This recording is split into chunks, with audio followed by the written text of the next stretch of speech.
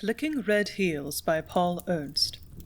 Nobody knew that Gruen had killed his sweetheart, but her little red heels tapped a march of death wherever he went, driving him to a desperate resolve. This text is taken from the Weird Tales magazine, specifically the June 1937 edition. There are two kinds of fear. There is the fear of the unknown, terror of death or disease or accident, or of social consequences of wrong actions. This is bad enough, but it is a little thing compared to the fear of the unknown. That is the horror that freezes your brain and stops your breath in your throat. That is the terror that wrings sweat in icy drops from your clammy skin. Somewhere near you a black force lurks, some shadow from a hell incomprehensible to mortal mind, some thing from another world which looms over you and threatens you with a menace, all the more awful for being unguessable. It is then that you go mad and babble in your frightful torment of danger, and cannot even say what that danger is. Eldon Gruen was in the grip of the first fear. He was to know the second too, but at the time he knew only the first, and thought that was bad enough. His fear was of the consequences of a wrong act, and it was embodied in a girl, whose father cut and stitched leather in the repair of shoes in a dingy basement shop on 8th Avenue in New York. Her father was a gargoyle of a man, alone in the world save for his Maria. But Maria! She was a throwback to some Castilian ancestress who supplied inspiration for the fiery men who made Spain unconquerable.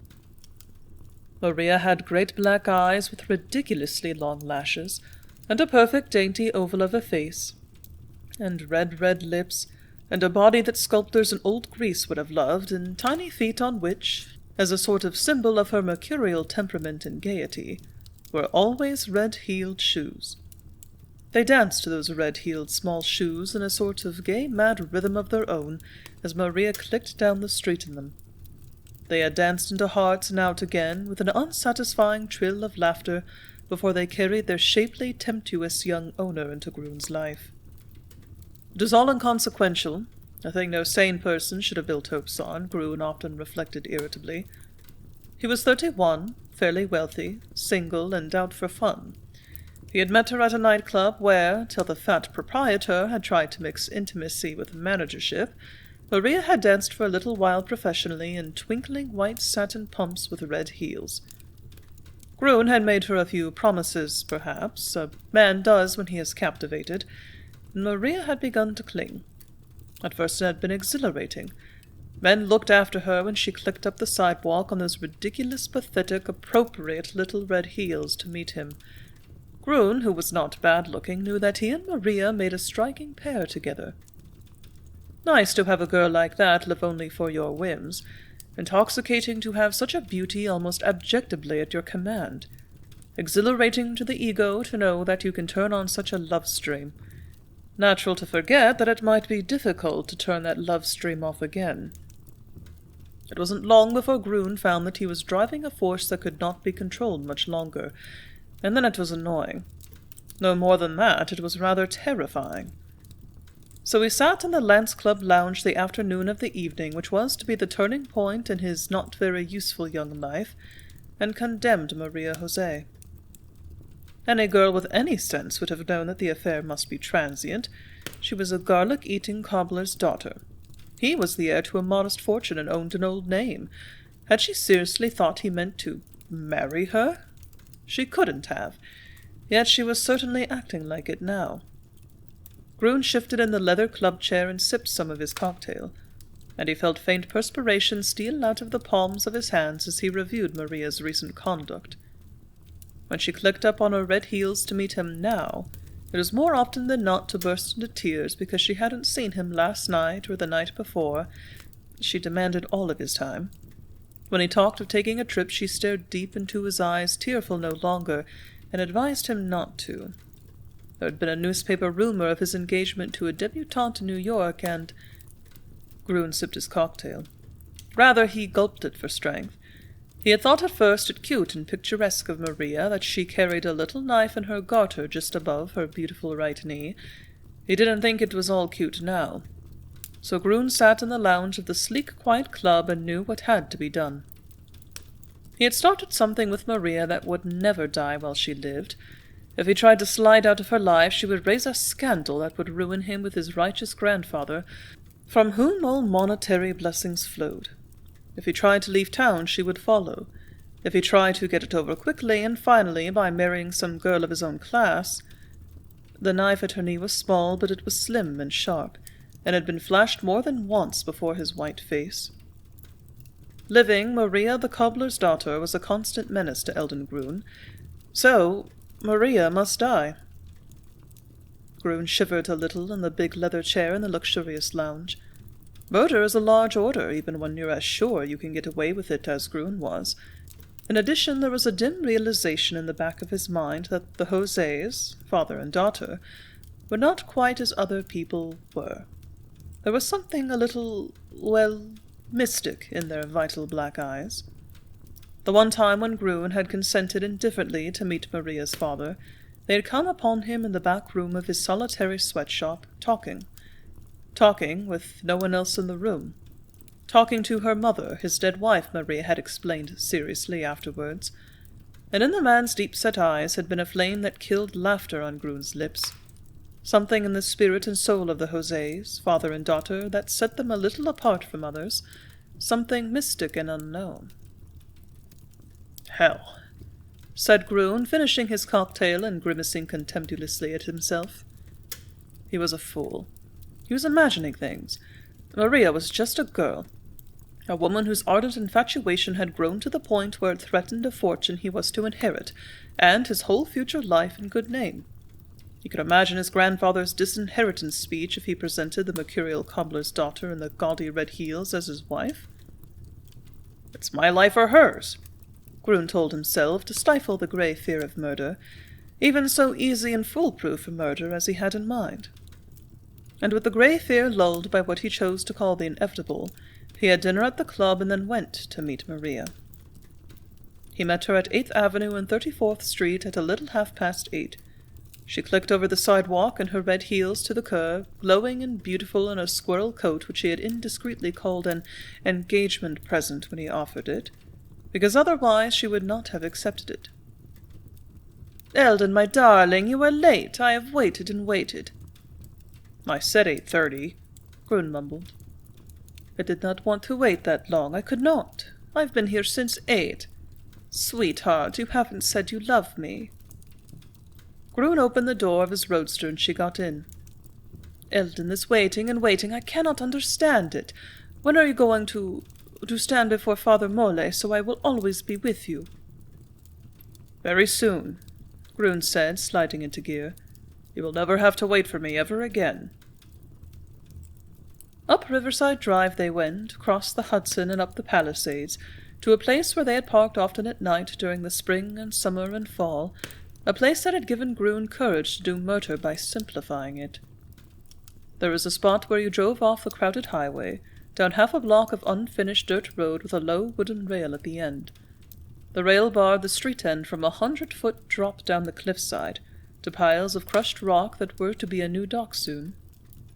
And the rail was very flimsy and a little rotten, and there was a great tree that grew at the cliff's edge and flung one branch straight over the road, so low that a car's top almost scraped it. Another car was parked in the road end when Groon got there with Maria, in spite of the December cold. Groon had to wait for this car to leave. He put his arm around Maria, meanwhile gazing upward to be sure that he had stopped the roadster directly under the low branch of the big tree. "It is cold," said Maria, shivering in spite of her fur. "Would we not be warmer with the top up?" "The air tastes good," said Groon hastily. It would ruin his plan if the roadster's top were put up. He had to have a clear space above him. The other car left. He and Maria were alone in the open roadster under the December stars. "Are you sick?" said Maria, gazing at him in the dashlight. No, not at all," said Groon, whose teeth showed a tendency to chatter. Maria looked deep into his eyes, something mystic and inexorable in her black ones. "Eldon, you are acting very strangely. Is it not that you are thinking of breaking your promise?" "Of course not," Grun said hastily. Maria's eye still searched his, aflame with infatuation and with tempestuous resolve. The light from the roadster's dash showed on little red heels, on a length of silk stocking that even now could make Grun's pulses jerk a trifle, on soft white flesh with a twisted garter under it, on a slim little dagger. Then slowly her skirt went down again.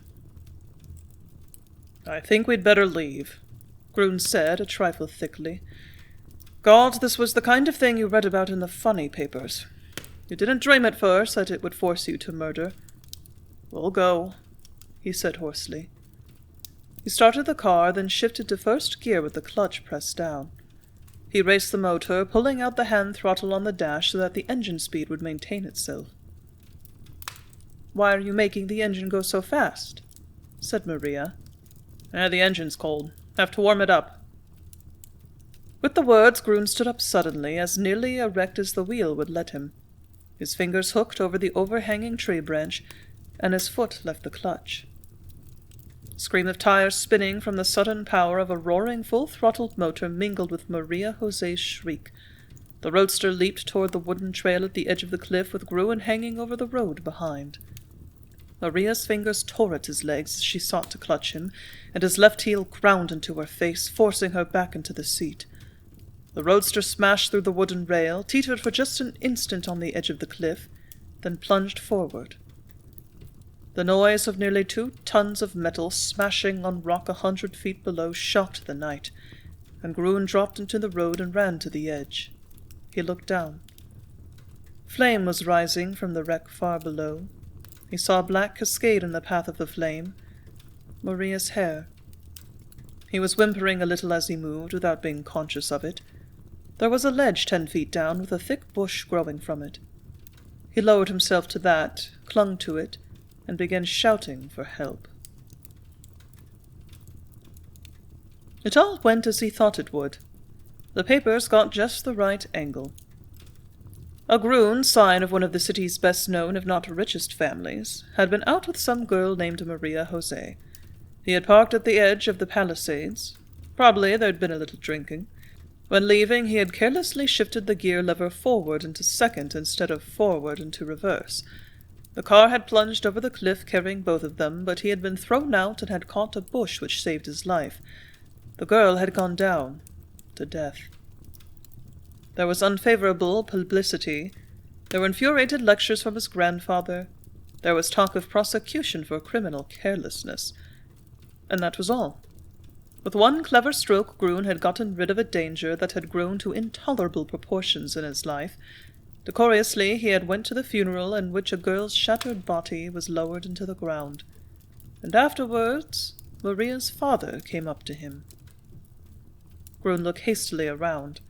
There was no one near, and he was a little afraid of the somber fire in the man's deep-set black eyes. He had aged 20 years. He looked like a gargoyle then, with an iron-grey beard and white hair. "You killed Maria," he said, with the words coming slowly and painfully. "I know." Grun's face took on a contrite and sympathetic expression. "A terrible accident." "That is not what I mean," said Maria's father. "It was not accident, I know. You killed my girl on purpose. You murdered her." No, I swear." Grun stopped at the look in his eyes, and Jose went on, slowly, painfully, with every word ringing in Grun's brain. "I bring her curse on your head. You killed her to be free from her, but you shall not be free. She will always be with you, beside you, walking when you walk, stopping when you stop, always, always beside you." Grun got away from there, and also, he was sure, away from all that had threatened him. There were, when all the smoke had cleared away, no consequences at all.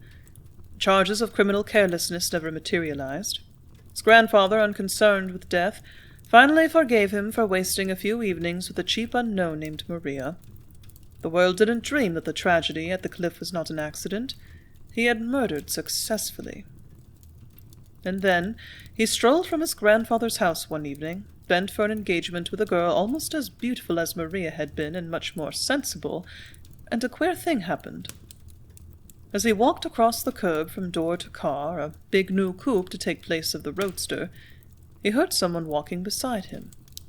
At least, he thought for a moment that he had heard steps matching his own, but he saw an instant later that he had been wrong because, when he turned around, there was no one on the sidewalk, no one within half a block of him. He got into the coupe and drove to the apartment of the girl he had the engagement with. Again, as he walked from curb to building door, he heard steps sound out beside him, possibly a little behind him that matched his steps. But he scarcely thought twice about it because there were half a dozen people around him here, and any one of them could have made the sound. He had one vague and irrelevant memory as he opened the vestibule door. It was a memory of Maria and him walking down the street. Striving to match his moods, Maria also, laughingly, strove to match his strides. She tried to keep her small red heels clicking on the walk in time with his steps. He had often teased her about it, taking longer and slower strides that taxed her smallness more and more, until finally she could not keep step with him and would break rhythm with a gay laugh. Maria and he walking down the street with her absurd red heels clicking in time with his step. He thrust the picture aside and went up deep carpeted halls and stairways to the apartment of the blonde, with the slightly hard blue eyes, with whom he had a date, and they went to the Broadway Club and danced. During the evening, Grun cursed his memory for bringing back the picture of himself and Maria walking, with her red heels tapping the time of his steps. Because, after that recollection, his imagination really began to play tricks on him. He began to hear heels clicking with each of his steps as he moved, but not just now and then, but all the time. When he stood up from the table as the orchestra started and walked around to help the blonde with her chair, he heard a precise little heel click with each stride he took. The click sounded, scarcely audible, right beside him as he escorted her to the dance floor. In spite of himself, Grun thought of those words of Maria's father. "You killed her to be free from her, but you shall not be free. She will be with you always." The blonde smiled up at him. "Do you want to stand at the edge of the floor all evening, or do you want to dance with me?" He smiled back and they danced. He heard the click only once in a while over the orchestra's rhythm, and he paid no attention to it. There were many high heels here, and all high heels make that clicking sound. He lost himself in the promises and the slightly hard blue eyes just below the level of his own, and he stopped his ears to the queer clicking which sounded as he moved for the rest of the evening. But after he left the blonde and returned home, when he was walking from the garage to his grandfather's house, he couldn't stop his ears any more. The clicking was too infernally loud in the stillness that clutches city streets at 3 a.m, and there wasn't a person within blocks that he could blame the noise on. Click, click, click came the sound as he walked along through the night, exactly as though a woman's high heels clicked beside him. High, red heels. He stopped to light a cigarette, which he thrust between disdainful, half-sneering lips, and the clicking stopped. He went on toward his grandfather's house, and the light, precise tapping continued, a click for every step he took, like a ghost thing marching in step beside him, an unseen ghost thing. "Hell take it!" he said angrily aloud in the night. "I suppose this is a sample of what they call remorse. Well, I'll be damned if I—" The light was on in the house. That was strange at this hour of night. Grun hurried to the door, with the neat small clicking increasing as his steps quickened. His grandfather opened the door before he could insert the key, and the old man was icily angry. "Eldon," he said, "I want to speak with you in the library." Grun followed him to the room in which he had received most of the old boy's rebukes. It was a physiological woodshed where a verbal strap was applied to him. But this time the strap was unjustified to the point of being bizarre. "You have tried my patience to its extreme limit," the old man said, ice-blue eyes smoldering. "You have achieved your final indiscretion.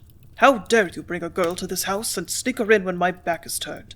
And above all, a girl named Maria, after what happened a few weeks ago, to this house?" Grun's bewilderment was complete. "What on earth are you talking about?" You deny you brought some girl to this house, to your room, secretly? I certainly do. I've never— Come upstairs, Eldon, the old man interrupted grimly. Grun followed him from the library up to the second floor of the big house, and as he moved, some unseen thing seemed to move beside him.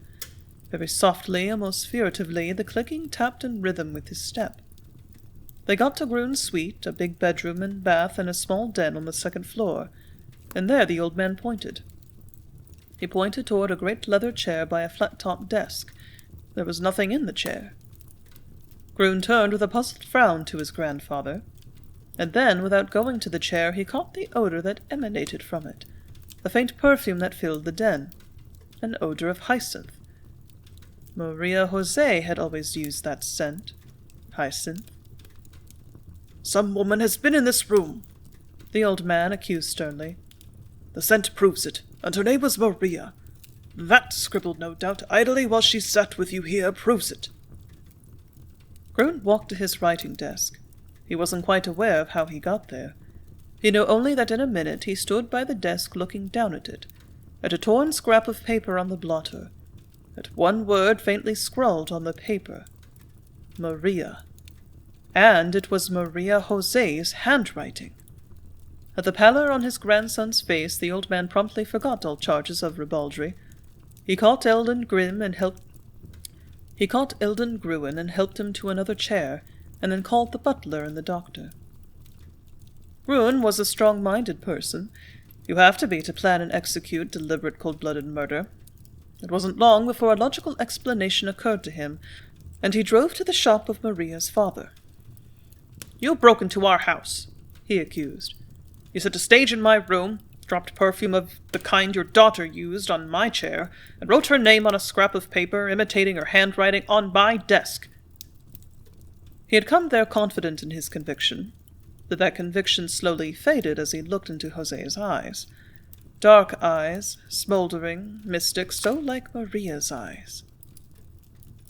"You know it was not I who was there," Jose said in his pedant, accented English.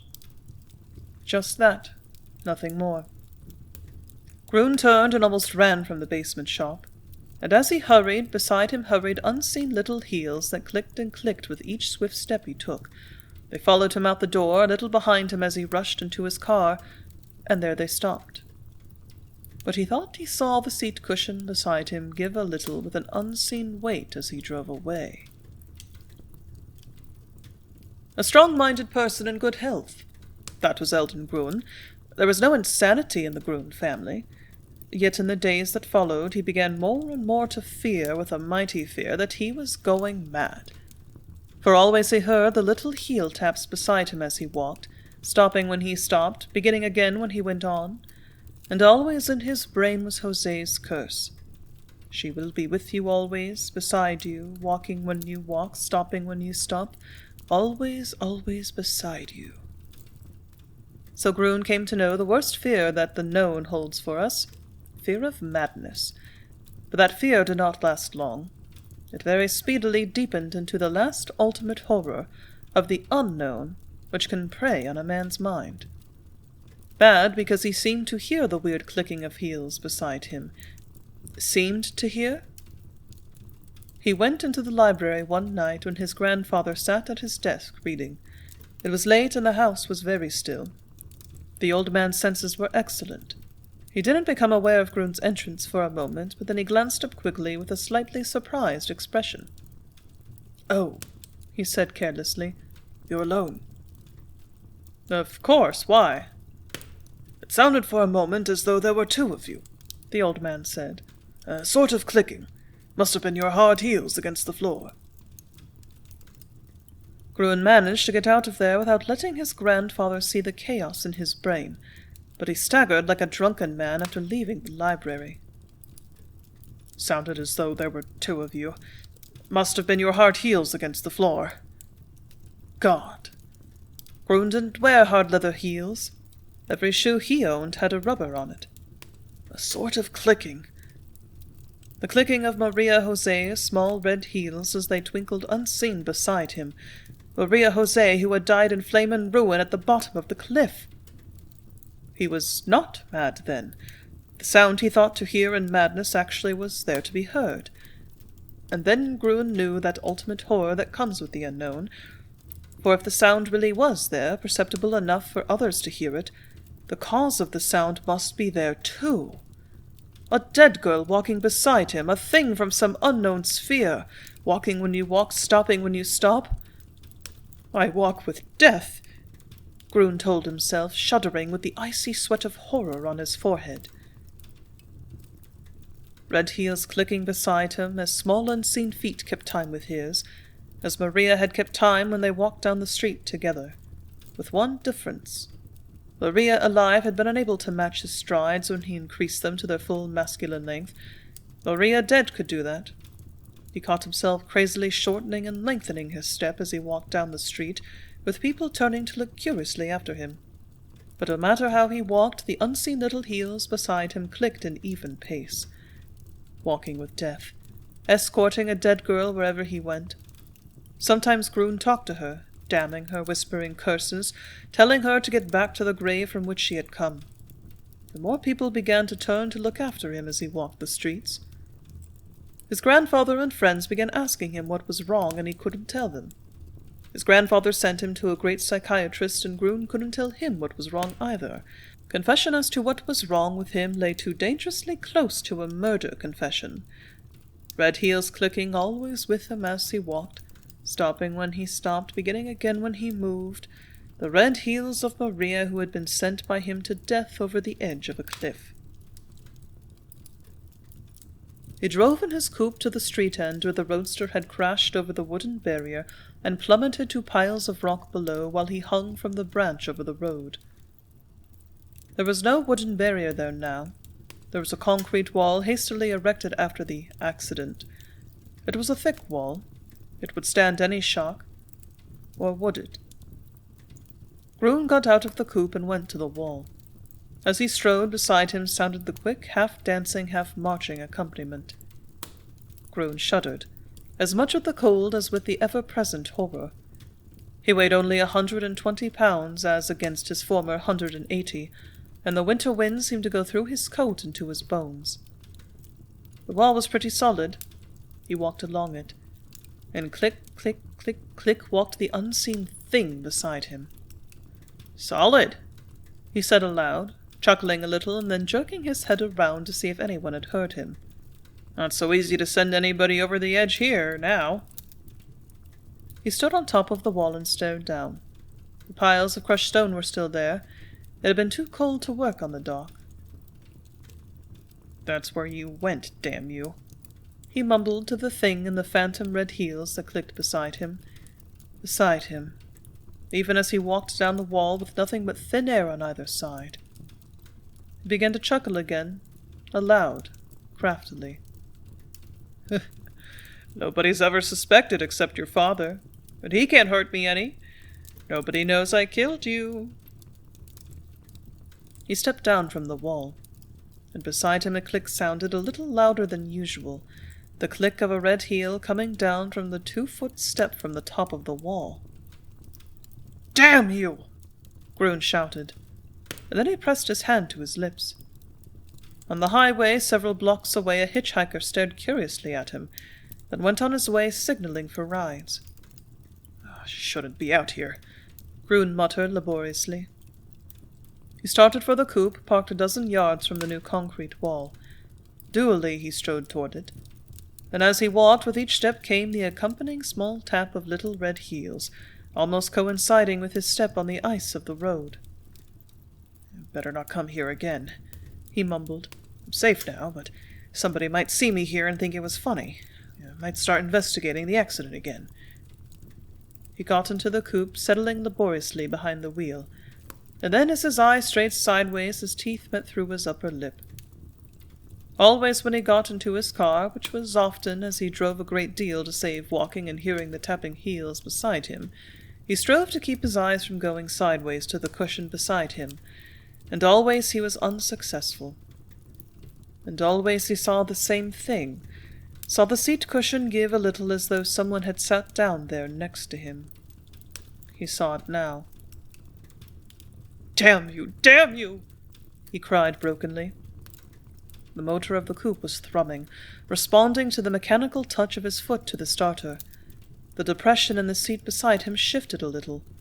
"You'll go back to hell where you came from!" Like another person, Grun heard those words keen from his lips. Like another person, he heard the motor roar in full-throated power as his foot jammed down the accelerator. "No!" he breathed as his hand slid the gearshift lever into first. Like another person, pleading, remonstrating, and being unheeded. "No!" The motor bellowed. The coupe's tires screamed as they felt full and sudden power applied. The car leaped forward. "Oh my God, no!" The car, nearly 2 tons of steel, hit the concrete wall with all the power of the great motor, and first gear behind it. Hit the wall, crumpled, then crunched on through. The thunder of the coupe's crash on the rock far below shocked the late February afternoon. Remorse, they called it. Eldon Grun was so weighed down by the carelessness that had taken a life that he had gone to the scene of the accident and committed suicide by driving his car over the same cliff. That was what was in the papers. What was not in them was something else. Something that puzzled detectives for a while, till they gave it up as irrelevant, since they had no knowledge of the little red heels of Maria that had clicked beside Grun from the time of her death. That was, the curious thing found in each heel of each shoe that Eldon Grun owned, a little sliding weight that had been inserted and recovered by some deft cobbler. They didn't move when the shoes were handled unless they were shifted briskly up and down as a person walking would move them, and then they made small clicking noises in unison with the movements.